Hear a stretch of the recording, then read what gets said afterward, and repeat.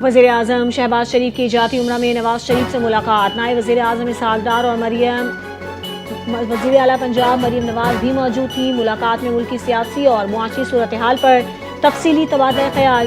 نواز شریف نے کہا کہ ملک کی ترقی کی راہوں پر گامزن ہے، ملک کی معیشت مضبوط کرنے کی ضرورت ہے۔ مریم نواز کے اقدامات کی تعریف، پنجاب میں امن و امان اور ترقی کے اقدامات کو سراہا۔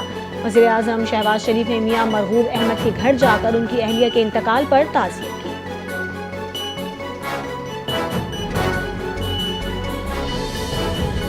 محسن نقوی سے برطانوی ہائی کمشنر اور قائم مقام امریکی سفیر کی الگ الگ ملاقاتیں۔ ملاقاتوں میں دو طرفہ تعلقات، خطے کی صورتحال اور سیکیورٹی تعاون پر تبادلہ خیال۔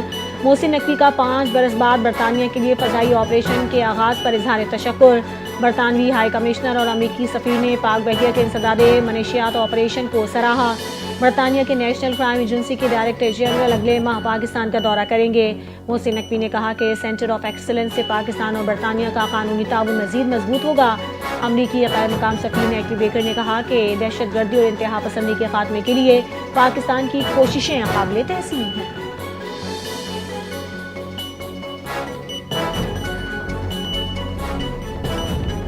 وزیر اعلیٰ پنجاب مریم نواز شریف کا اسپیشل بچوں کے لیے صحت کا تاریخی پروگرام شروع۔ پنجاب میں 35,600 سے زائد اسپیشل بچوں کی ہیلتھ اسکریننگ کا آغاز۔ 20,000 بچوں کا موقع پر علاج، 9,000 بچوں کا اسپتالوں میں بہترین علاج جاری۔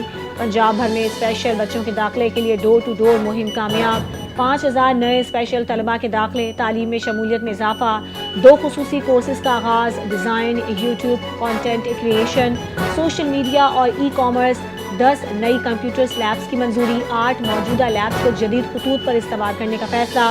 18 ماسٹر ٹرینرز اور 1,760 طلباء کی ٹریننگ۔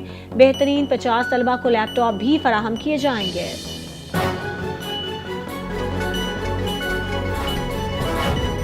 پنجاب حکومت نے آٹے کی ترسیل پر پابندی کی خبروں کو مسترد کر دیا۔ وزیر اطلاعات پنجاب عظمت بخاری نے کہا کہ آٹے کی فراہمی پر کسی قسم کی پابندی نہیں لگائی گئی۔ پرمٹ سسٹم کے تحت شفاف طریقے سے آٹے کی ترسیل جاری ہے۔ پنجاب کے پاس 8,85,000 میٹرک ٹن گندم کے ذخائر موجود ہیں۔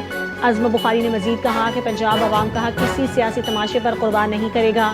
خیبر پختونخوا حکومت کو مشورہ دیتے ہوئے کہا کہ احتجاج نہیں، فلور ملز چلائیں۔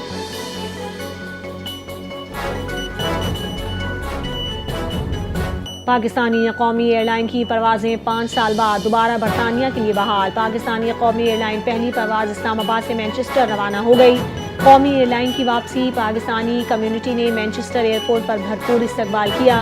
خواجہ آصف کا افتتاح، برطانوی ہائی کمشنر بھی تقریب میں شریک۔ پاکستانی مسافروں کے لیے آسانی، بین الاقوامی پروازیں بحال۔ ماضی کی پابندیوں کے بعد قومی ایئر لائن نے دوبارہ پروازیں شروع کر دیں۔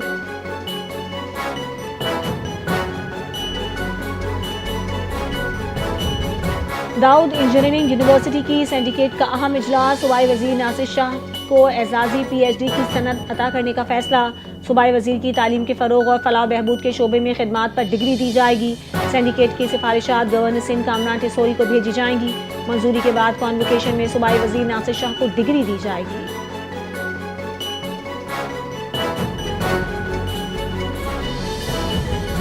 مودی حکومت کی جانب سے اڈانی گروپ کو مالی معاونت دینے کا انکشاف۔ واشنگٹن پوسٹ کی تحقیقاتی رپورٹ میں بتایا گیا کہ اڈانی گروپ کو $3.9 ارب فراہم کیے گئے۔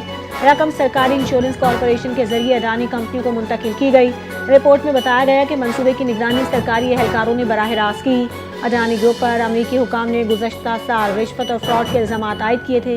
الزامات کے بعد مغربی بینکوں نے اڈانی گروپ کو قرض دینے سے گریز کیا۔